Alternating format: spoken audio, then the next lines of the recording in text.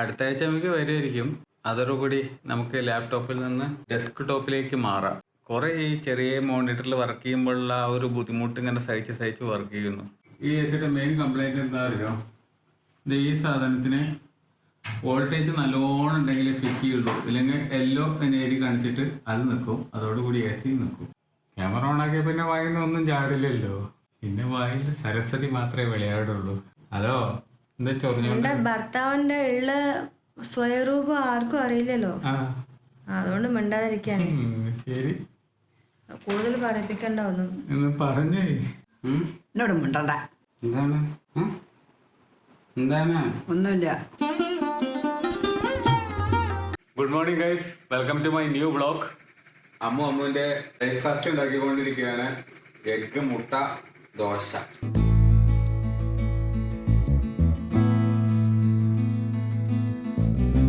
അമ്മുവിന് ഇന്ന് സ്കൂളിലേക്ക് പോകണം. രസം എന്താണെന്ന് ചോദിക്കുകയാണെങ്കിൽ ഇന്ന് അമ്മുവിൻ്റെ സ്കൂളിലെ പിള്ളേരുടെ പരീക്ഷ മൊത്തം കഴിയും.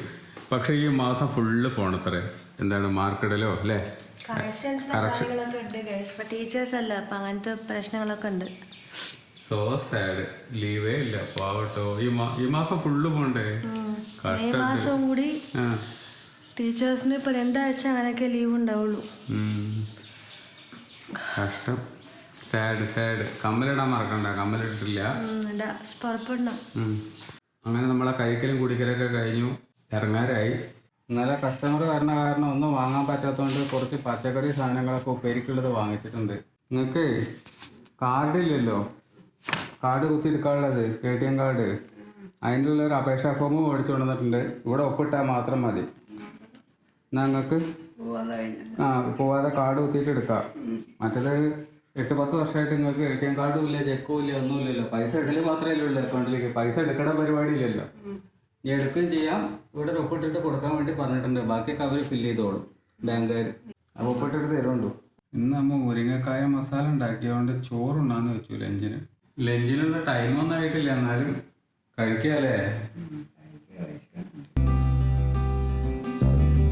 ബാങ്കിൽ പോയപ്പോ തിരിച്ചു വന്നു അമ്മുവിനെ പിക്ക് ചെയ്യാനായിട്ട്.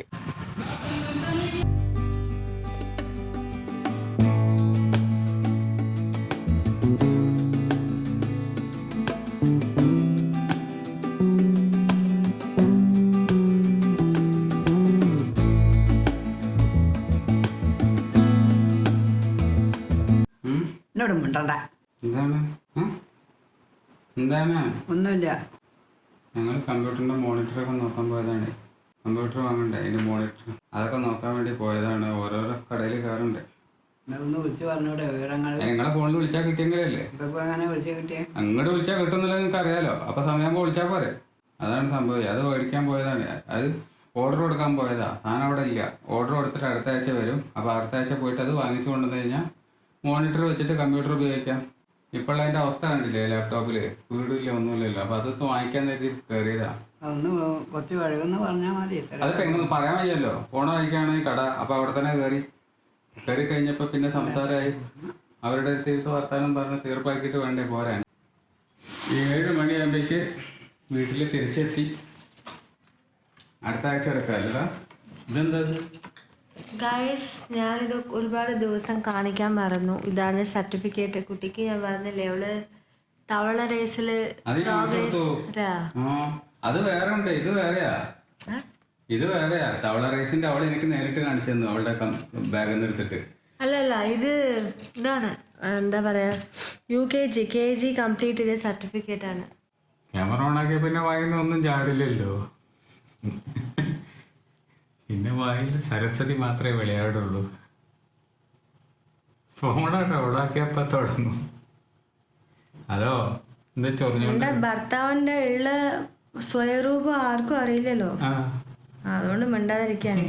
ശരി, കൂടുതൽ പറയിപ്പിക്കണ്ട ഒന്നും. എന്ന് പറഞ്ഞേ എന്തിനും മടിക്കണ? കുറെ നേരമല്ലേ ചൊറിഞ്ഞോണ്ടിരിക്കണ? എന്താ പരിപാടി? എനിക്കിതൊന്ന് ഇട്ട് തരണം. നിങ്ങളല്ലേ പൊറ്റക്കിടുന്ന പറഞ്ഞ? ഒറ്റക്കിടും, ഞാൻ ആരും പറഞ്ഞിട്ടില്ല ആരോടും. ഇന്ന് ഇഞ്ചി കടിച്ച പങ്ങനെ പോലെ കണ്ട guys. This is what we called ഇഞ്ചി കടിച്ച പോരങ്ങ. മുഖത്തിൽ എടുക്കണ്ട, അങ്ങോട്ട് കാട്ടെ. അത് കഴിച്ചിട്ട് എനിക്കവിടെ പണിയുണ്ട്. പണീൻ്റെ ഇടയിലാണ്. സമാധാനമായോ? സന്തോഷമായോ?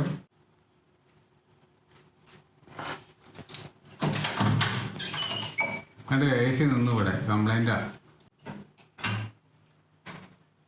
ഈ AC-ക്ക് ഒരു കംപ്ലൈൻറ്റ് ഉണ്ട്. ഈ AC-യുടെ മെയിൻ കംപ്ലൈൻറ്റ് എന്താ അറിയോ? ഇത് ഈ സാധനത്തിന് വോൾട്ടേജ് നല്ലോണം ഉണ്ടെങ്കിൽ ഫിറ്റ് ചെയ്യുള്ളൂ, ഇല്ലെങ്കിൽ യെല്ലോ എന്ന് എഴുതി കാണിച്ചിട്ട് അത് നിൽക്കും, അതോടുകൂടി AC നിൽക്കും.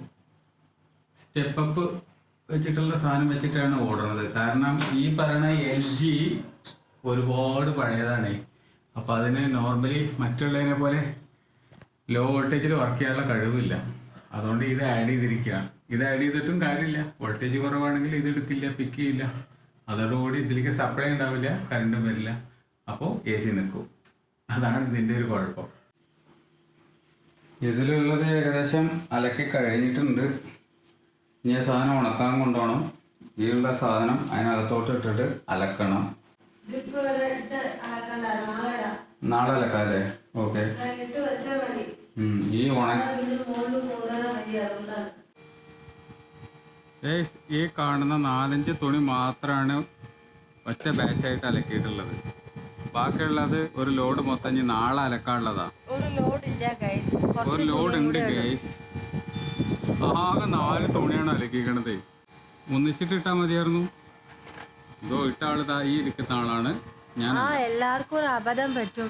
പറ്റിയെന്ന് പറഞ്ഞാൽ മതി, അബദ്ധമായിരിക്കുമല്ലോ. അങ്ങനെ പോയിട്ട് മോണിറ്ററിന് ഓർഡർ കൊടുത്ത് പോന്നിട്ടുണ്ട്.